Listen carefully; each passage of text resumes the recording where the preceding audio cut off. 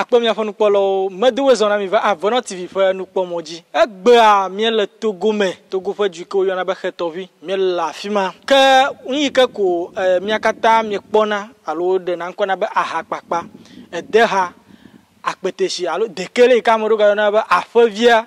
Ali ke tsutsu wɔna mo yina afi nenye be mienui ko tsitsɔ gblɔ nya ɖe be akpeteshi mede suku gake eyɔna xe. Mia geɖewo dzi ali ke tsutsu wɔna ma yina edzia miahewo katã akɔve ne mi ke miakpɔ le Avɔnɔ TV ƒe enukpɔmɔ dzi. Ta mi kplɔ mi ɖo miage ɖe egbetsia me alo ahatsia me ne miaɖe wɔnawo katã ɖe go na mi. Ya mi va ɖoa dekpotsia le ke tsutsu wɔna yina edzi le afia. Wɔna ya hafi edea la va trɔ zu alea. Tutu gba mi kpɔ be edea ɖewo ma wo le atsitre ŋu alo.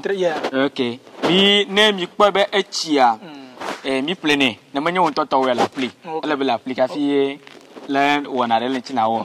Donc eya afi ya de mi pli. Ye nye kple etɔnye dɔm, wɔ tɔnye ŋutɔ meli o. Donc kemgbe le de gɔme ele be na ha dianti. Ne le ha diantia la hu ya ƒoƒu anyi. Ne mi hu ƒu anyia enɔna badzi ŋkeke 15. Afi ne ŋkeke 15 va ya ife amakpa yo kele tia edina na amakpa dia mi va kena nti ble yi ne mi kenti vo megbea mi va tona ndo yana ba eto ne mi totoa ye mi fune ye mi klena efo le nti ken eto mi ko sena efo ya o le nken ne mi se fo le nti vo a ye mi kpona teƒe ya re ya teƒe ke kpɔ mi le ne mi kpɔ vo ne ma ye mi kuna do de me okay abale ko le mi kuna do de me ken ne mi ku do de me le ka mi dona do reme mi dena ndo yona be yechi mi dena ndo me yona be yechi ifia yema yechi ya ene mi nwe egbe magbe a mi glo bo mi re to reme ne mi re to reme egbe magbe a mi da na chilechi nkeke vu agbe a e mi dena he to me mi pane ala gbe sha agbe a ndi wotroa mi pane ne mi pamala eli hatoto vo wona amodo ozana hati oyona ndebe hati mi blana kwa kule de fo fufu yemi ko yone ne mi yuea enana bena de atumo ko na jo besusu akabena de no ofavi alo wa tigeha erolia ne fi kemi mu dede ye anyi fodone mia yaza atike lenkekeroji besusu akabena wa tika mi mejaga besusu ko bo do me ikebo ba gblem le gbeto be nti o ame ko nu ha oglon lo nti o mi kone de tefe ya wa leke le susu akabe na tefe ya kel fi ya leke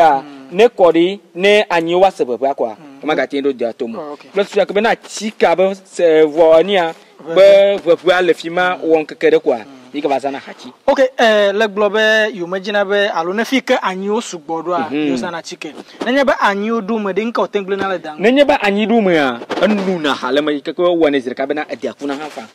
okay. Nene mo no. Fiaba anyi fo do na hanye na ne ke woni be edeku na kaba. Okay. Ke le gblon ha be amedo a oblana hachi yo ko yoni. Susu kate wo yoni. Ye ma maglo don go be ne mi sa hachi ne na ko yo ene na be de haike le gu amele fima. E ma fu na jo lilili ke be na nu ma. Oh anono no jikora. Nene ma onto e mi atogbe wele blema va ye ma. O me ko amuru no oglobo wo za na chike ke ne didichi. Didichi ba kpaji ne mi ale nkure ngo enya chike de ke eten ewu na ngbagbi o.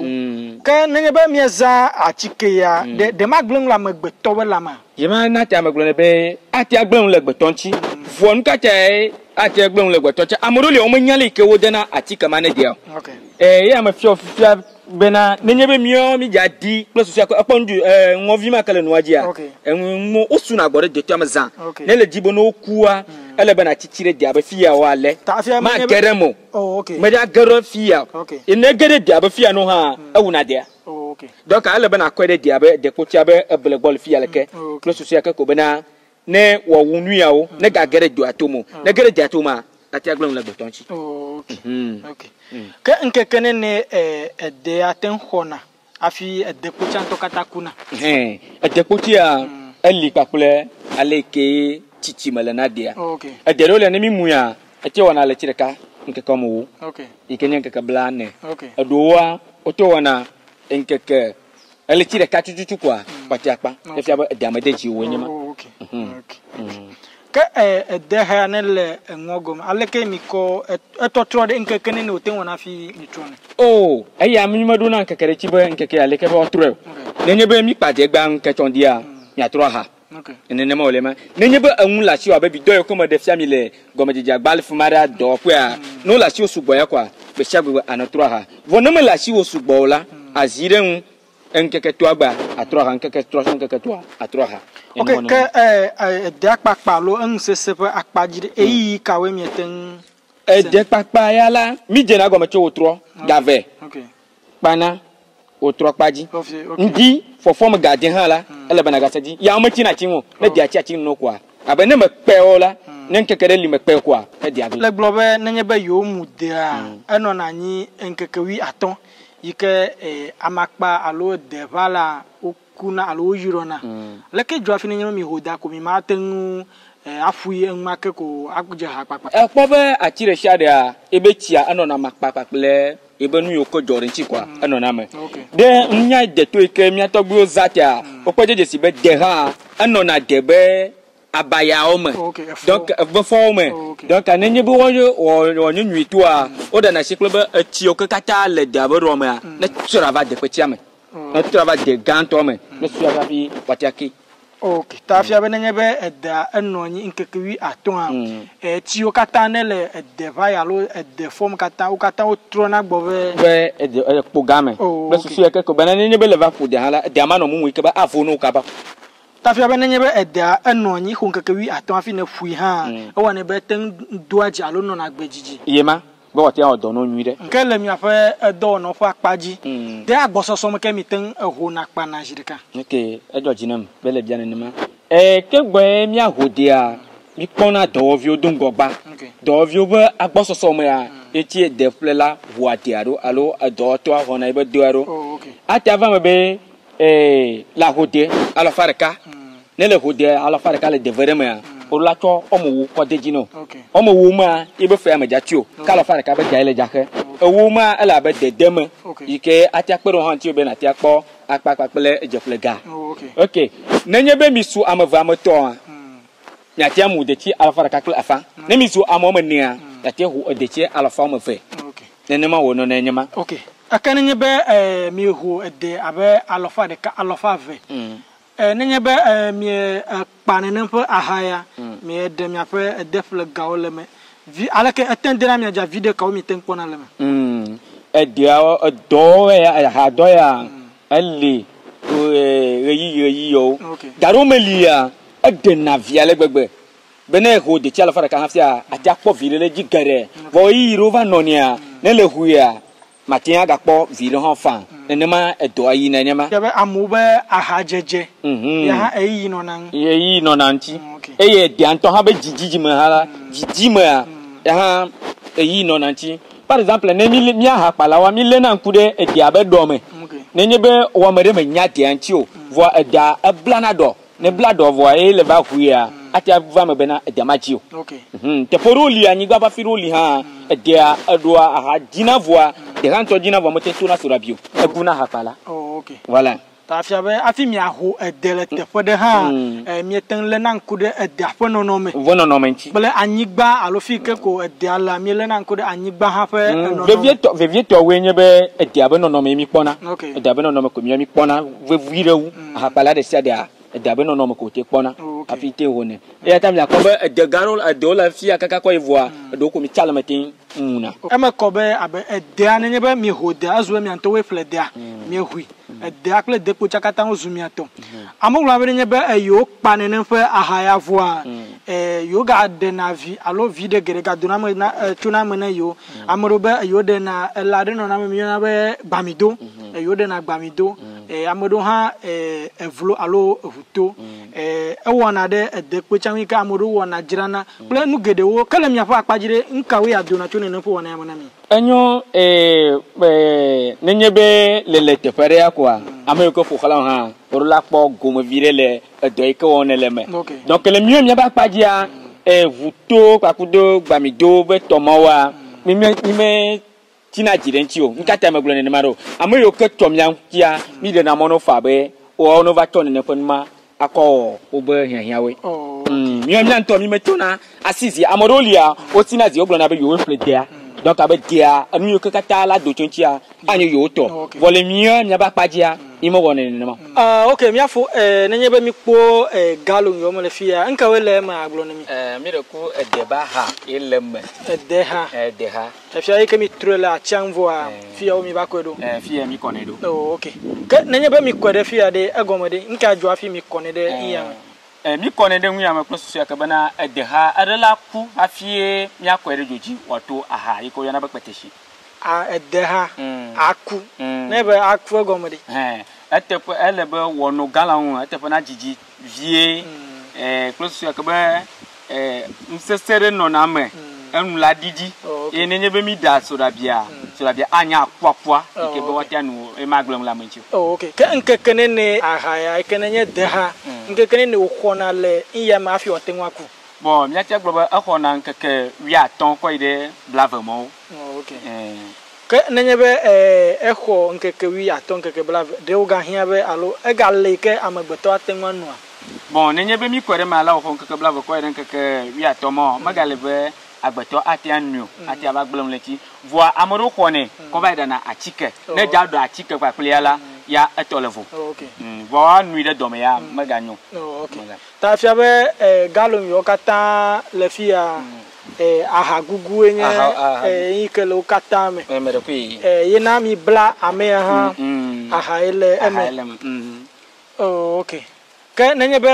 abe ame ale fia ko nkeke wi aton alo nkeke bla ve afi mi kone aba ko ire fika mi ko ina re joji aba harapa ne no ma ahada pele fi guduba me okay ta fi abe jo ake pome mi la ahada da alo joji nye mai ke ahaya le fi like aglonemi mere kwi okay ka nenye be mi kpon ya fi abe aha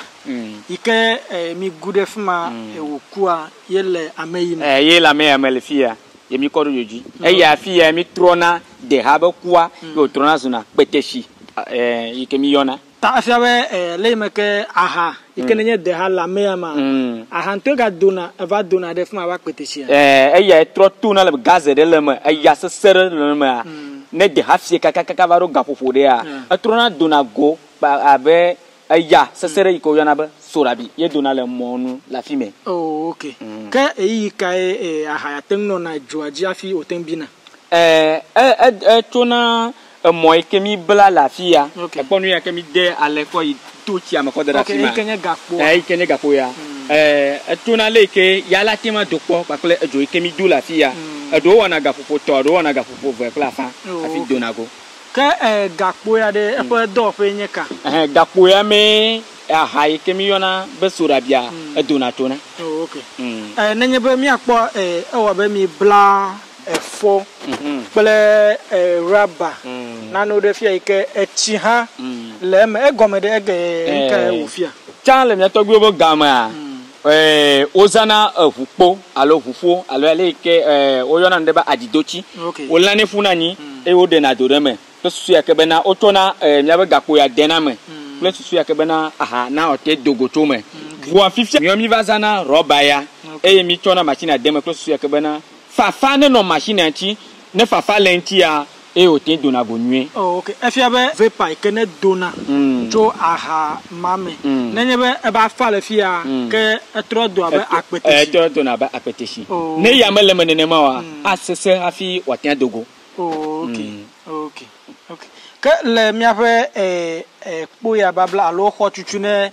machine ya me le ke chuchu mi ko woni okay enyo abale ke na kpoma na de mieza deba fond okay mi doa abara nyigba ne plat satoy mi fuati ore to close sia ka ko bena e ko ba roba na nyebo ko tire ma avluna ta mi meji bena vlu ne odonfo na mi ta mi dia ti ore to kan afi ble ka close sia ka ko ba wati okpokoli e wono ni sesire ka wo mi ata odo akpa ya mi kpo be na le dudu to machine ame nkenye e ya le dudu mi aka dudu abe e chi tongbe e popo ma na mi yona le mi adegba ma be sora bia lo peteshi akpeteshi alo dekele yoga de baha afevia aya ti chono ni ode na ndo nye ka bene dia ma poji jo wa ahia kokoko be yonka mi alen kure ti pa ye me ti do miele oh okay ka nenye be mi alen kude ahaya po dodo mu a me po be ele dodo ka ngode le fia nkai do fokele ya shile mi afa ahakpa nyabe ahadada ele hatutu eveme okay mi tona ameya nenye be mi do adua teti mi kode akware joji teti a awo na nde gbantoa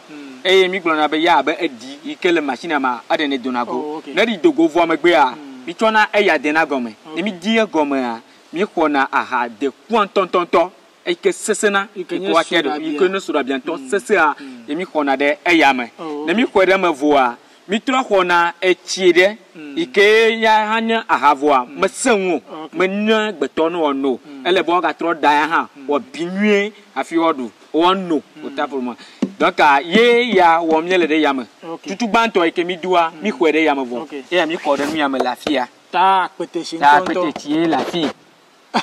ye lafia akpeteshi ntonto ele yi no okay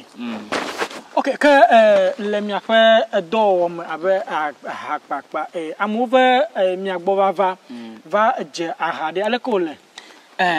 ahajeje mi o kafuna mi ave do be mi danewu amemeo ela be obe yo jana moji vice genevoa otoa mo sona kle mi ato tututu okay fiabe mi o mi ga 3 shile mi ga 3 na shile nchi okay ka le kpore me obe ngoya yo na be ajafi okay kan nye be akpeteshi alo soda bi dekele yo ajafi de kanene mitem bon le fifia ma ashihom okay